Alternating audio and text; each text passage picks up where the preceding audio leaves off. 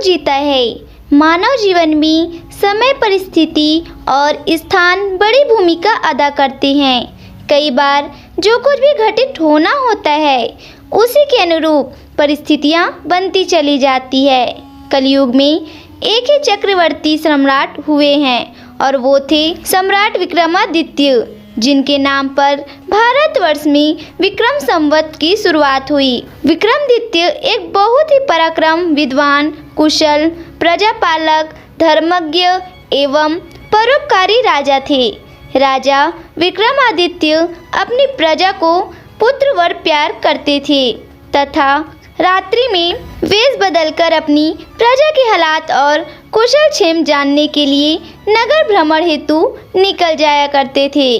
एक बार यूं ही राजा विक्रमादित्य वेश बदलकर देर रात्रि में नगर भ्रमण हेतु निकले। भ्रमण करते करते अमृत वेला का समय हो गया। पांव फटने लगे थे। भोर के इस समय राजा विक्रमादित्य नगर की परिक्रमा वाले मार्ग से गुजर रहे थे। मार्ग के दूसरी ओर घना जंगल प्रारंभ हो जाता था। अचानक राजा ने देखा कि एक नौजवान लड़खड़ाता कंधे पर कुल्हाड़ी लिए जंगल में प्रवेश कर गया और लकड़ी काटने के लिए एक ऊंचे वृक्ष पर चढ़ गया। तत्काल ही राजा विक्रमादित्य ने देखा कि एक भयानक रीछ दौड़ा आया और उसी वृक्ष पर चढ़ने लगा जिस पर वह नौजवान लड़खड़ाता लकड़ी काट रहा था। रीछ को वृक्ष पर चढ़ते देखकर राजा को बड़ा अचंभा हुआ, क्योंकि रीछ तो वृक्ष पर कभी नहीं चढ़ सकता। उस नौजवान लड़खड़ा रहे ने जब रीछ को अपनी ओर आते देखा तो उसके हाथ पांव फूल गए भय के कारण। उसके हाथ से वृक्ष की टहनी छूट गई और पृथ्वी पर गिरकर उसने प्राण पखेरु उड़ गए। तब रीछ वृक्ष से नीचे उतरा और राजा को देखते ही देखते उसने एक सुंदर लड़की का रूप धारण कर लिया और जंगल के समीप ही स्थिति एक कुएं की जगत अर्थात मुंडेर पर जाकर बैठ गई। राजा दूर खड़ा कौतूहल से यह सब देख रहा था और सोच रहा था कि यह लड़की बना हुआ रीछ अब क्या करेगा। थोड़ी ही देर में राजा के दो सिपाही दो रात्रि गश्त पर थे उधर आ निकले और इत्तेफाक से दोनों सिपाही आपस में सगे भाई थे। छोटे भाई की नज़र कुएं के मुंडेर पर बैठी उस सुंदर लड़की पर पड़ी तो बड़े भाई से बोला, देख भाई, कितनी सुंदर लड़की बैठी है। मेरा मन कर रहा है कि मैं इससे विवाह कर लूं। बड़ा भाई बोला, बड़े भाई के होते हुए छोटा भाई कैसे विवाह कर सकता है। बड़ा होने के नाते पहले मेरी है, इसलिए इससे विवाह तो मैं ही करूंगा। तब छोटा भाई बोला, इसे पहले मैंने देखा है, इसलिए इससे विवाह तो मैं ही करूंगा। तब बड़ा भाई बोला कि हम तो व्यर्थ ही झगड़ रहे हैं, क्यों ना हम इस लड़की से ही पूछ लें कि यह हम दोनों में से किसको पसंद करेगी, वही इस लड़की से विवाह कर लेगा। इस प्रकार आपस में निर्णय करके दोनों भाई उस लड़की के पास पहुँचे। बड़े भाई ने उस लड़की से प्रश्न किया, हे सुंदरी, आप कौन हो और यहाँ क्या कर रही हो। वह लड़की बोली, मैं पास ही के एक गांव में रहती हूँ और अपने पति की तलाश में निकली हूँ। छोटा भाई बोला, तुम्हारा पति कहाँ है? तुम चाहो तो उसे ढूंढने में हम तुम्हारी सहायता कर सकते हैं। तब वह लड़की बोली, अभी तो मैं कुंवारी हूँ और किसी योग्य वर की तलाश में निकली हूँ। तब छोटा भाई बोला, हम दोनों भाई भी अभी कुंवारे हैं, यदि तुम चाहो तो हम में से किसी एक से विवाह कर सकती हो। लड़की बोली, मैं तुम दोनों में से एक से विवाह कर लूँगी, परंतु मेरी एक शर्त है। दोनों भाई बोली, क्या शर्त है तुम्हारी? लड़की बोली, तुम दोनों में से जो भी अधिक बहादुर होगा मैं उसी से विवाह करूँगी। इतना सुनते ही दोनों भाई स्वयं को एक दूसरे से श्रेष्ठ सिद्ध करने की इच्छा रखते हुए आपस में युद्ध करने लगे। लड़ते लड़ते दोनों भाइयों ने तलवारें निकाली और एक दूसरे के पेट पे आर पार कर दी। इस प्रकार तड़प तड़प कर दोनों भाइयों ने अपने प्राण त्याग दिए। तब वह लड़की जोर से हंसी और उठकर एक दिशा की ओर चल पड़ी। यह लड़की अब क्या करेगी, ऐसा सोचते हुए राजा विक्रमादित्य भी थोड़ी थोड़ी दूर रखते हुए उस लड़की के पीछे पीछे चलने लगे। अब तक सूर्य भगवान भी पूर्ण रूप से उदय हो चुके थे, परंतु सम्राट विक्रमादित्य एक रीछ के वृक्ष पर चढ़ने और फिर एक सुंदर लड़की का रूप बदलने की विचित्र घटना अपनी आंखों से देखकर अपनी सुध बुध खो बैठे थे। उन्हें अपने भूख प्यास व राजपाट के विषय में कुछ भी ध्यान न रहा। ध्यान रहा तो केवल उस रहस्यमयी सुंदर लड़की के विषय में जानने की जिज्ञासा। अतः उस सुंदर लड़की का सावधानी पूर्वक दूरी बनाकर पीछे करते करते लगभग 200 कदम आगे चलने के बाद राजा विक्रमादित्य के विस्मय की सीमा न रही, क्योंकि राजा विक्रमादित्य के देखते ही देखते एकाएक वही सुंदर लड़की अब एक लड़की नहीं रही थी, अपितु एक जहरीले नाग का रूप धारण कर चुकी थी। वह जहरीला नाग अब थोड़ी बड़ी तेजी से आगे बढ़ने लगा। कुछ दूर आगे चलकर एक नदी बह रही थी। वह भयानक जहरीला नाग नदी किनारे पहुंचकर कुछ क्षण रुका और राजा के देखते ही देखते नदी में कूद गया। नदी के बीचों बीच एक नाव चल रही थी, जिसमें 20-25 लोग सवार थे। वह जहरीला नाग उस नाव की तरफ बढ़ने लगा। सम्राट विक्रमादित्य किनारे पर खड़े यह सब कुछ देख रहे थे। देखते ही देखते वह जहरीला नाग उस नाव में कूद गया। नाग पर नजर पड़ते ही नाव में भगदड़ मच गई और अपनी जान बचाने के लिए लोग नाव से पानी में कूद पड़े। उनमें से जो लोग तैरना जानते थे वे तो तैरकर नदी से बाहर निकल गए, और जो तैरना नहीं जानते थे वे सभी लोग पानी में डूबकर मर गए। थोड़ी देर बाद वह नाग नदी से बाहर निकला और नदी के किनारे किनारे आगे बढ़ने लगा।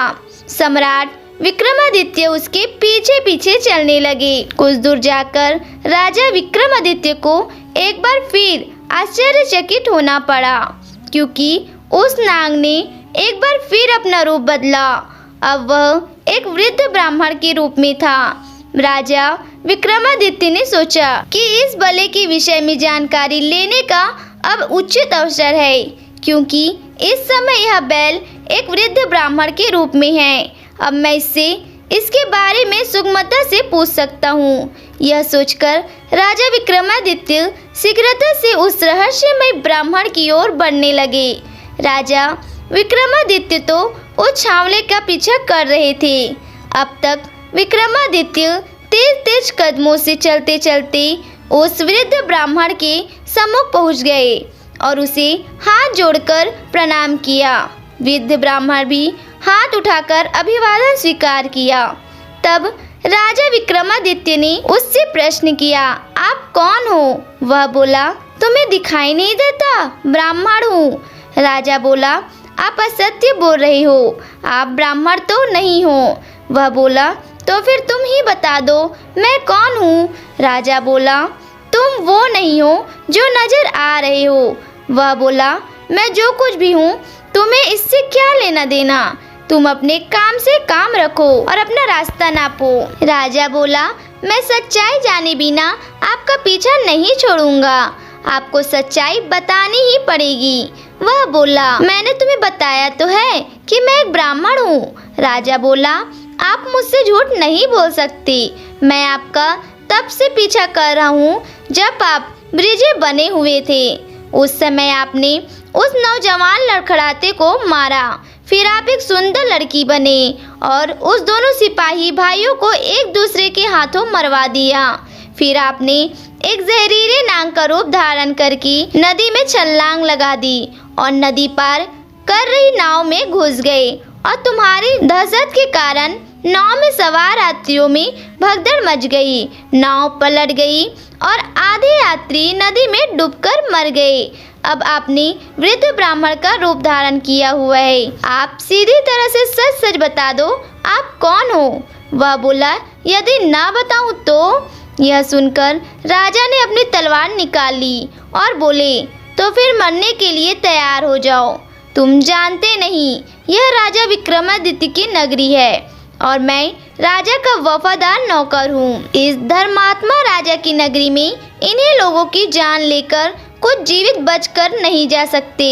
अब मरने से पहले जल्दी से ये बता दो कि तुम कौन हो। राजा विक्रमादित्य की यह धमकी सुनकर वह वृद्ध ब्राह्मण जोर जोर से खिलखिलाकर हंस पड़ा और बोला, मैं जानता हूँ कि यह महाप्रतापी सम्राट विक्रमादित्य की राजधानी है और मैं यह भी जानता हूँ कि तुम ही विश्व प्रसिद्ध सम्राट विक्रमादित्य हो।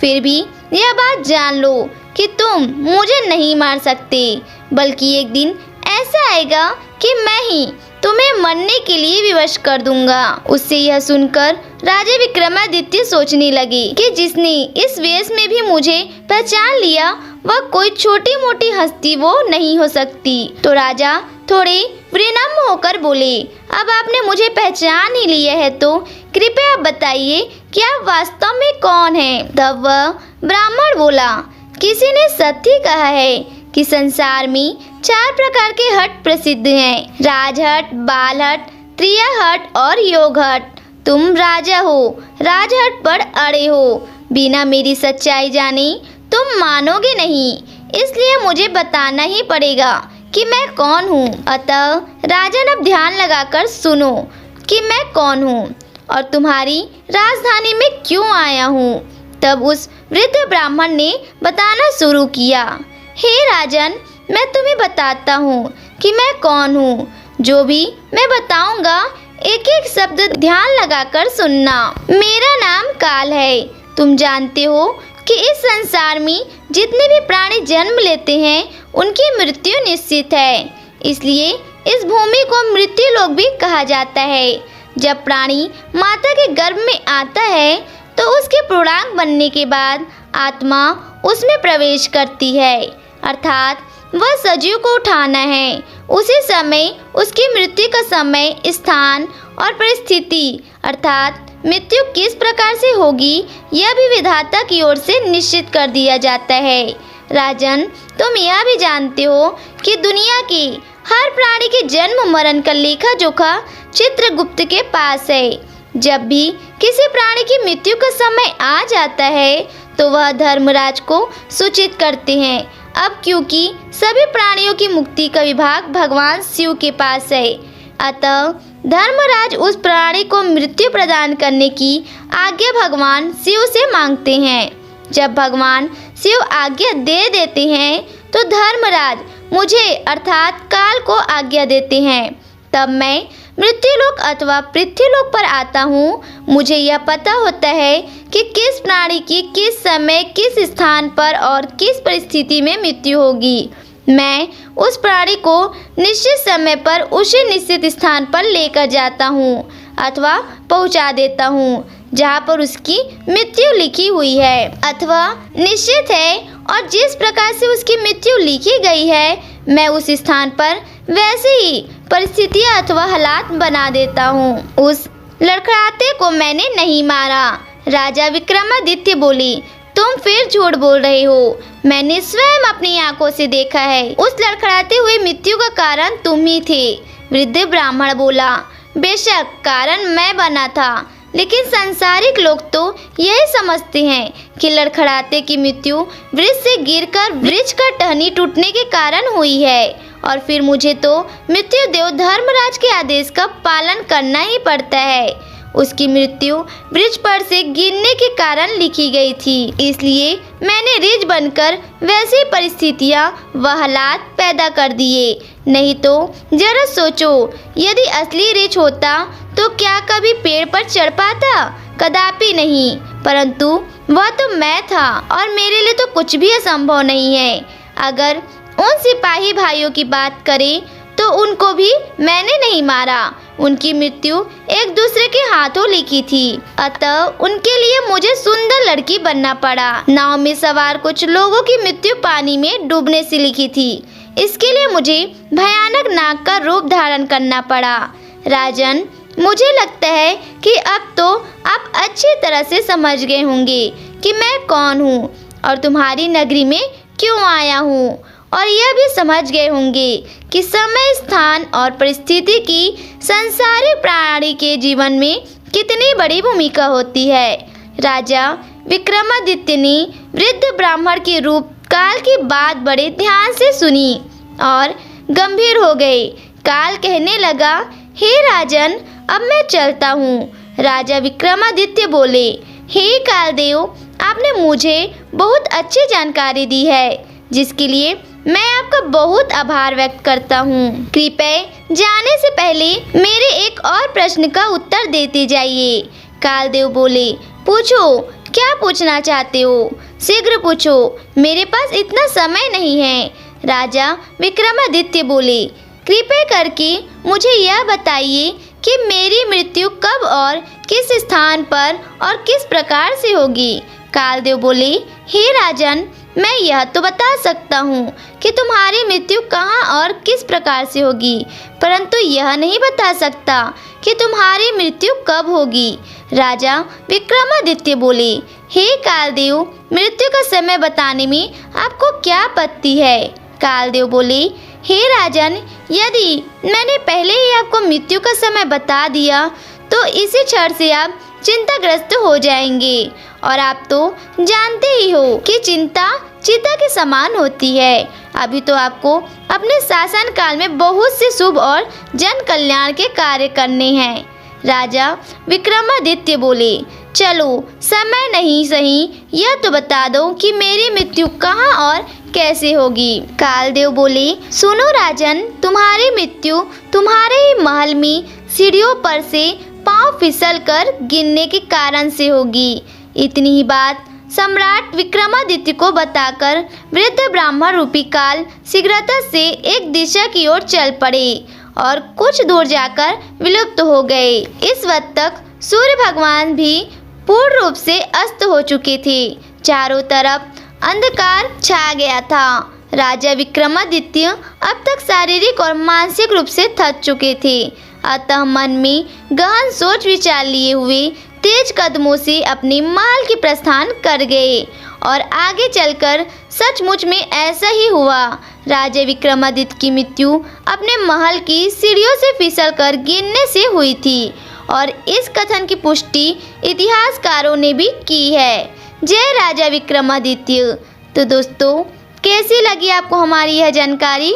कमेंट करके ज़रूर बताएं, और अगर आपको हमारी यह वीडियो अच्छी लगी हो तो वीडियो को लाइक और चैनल को सब्सक्राइब करना बिल्कुल भी ना भूलें।